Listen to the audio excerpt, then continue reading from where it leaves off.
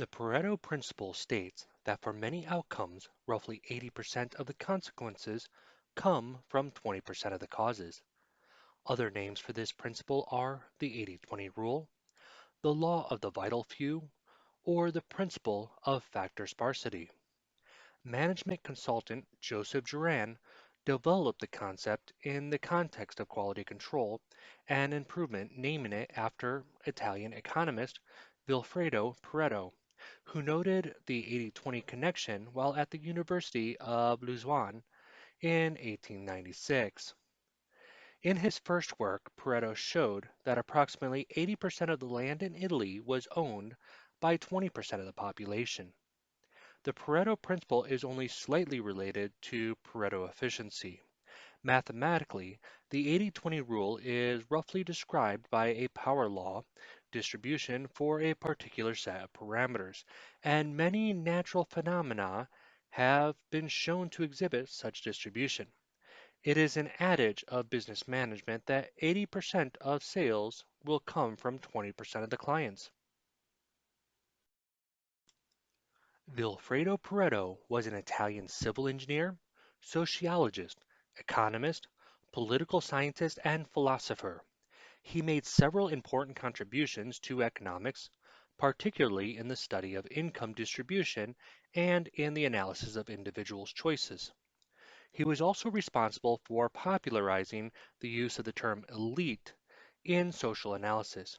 He introduced the concept of Pareto efficiency and helped to develop the field of microeconomics.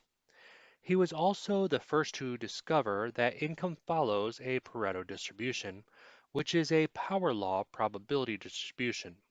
The Pareto principle was named after him, and it was built on observations of his such as that 80% of the wealth in Italy belonged to about 20% of the population.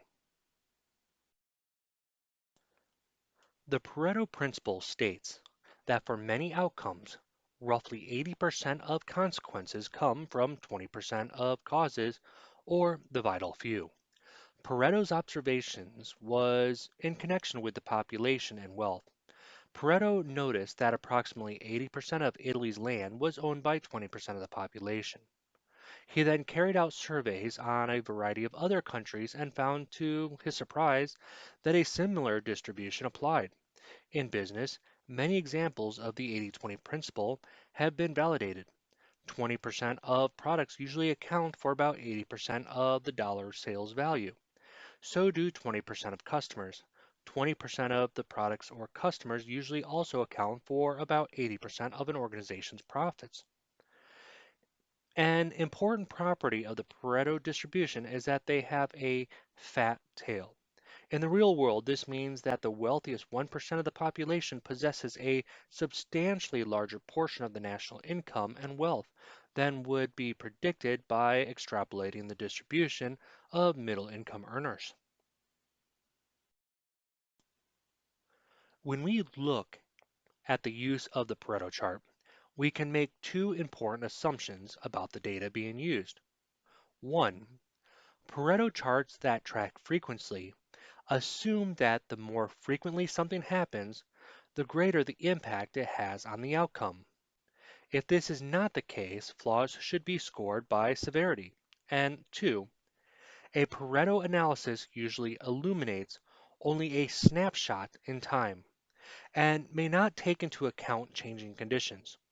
A Pareto chart is not a run chart, so it can only relate to the data at the exact point in time that the data was collected or compiled, and will include no further data.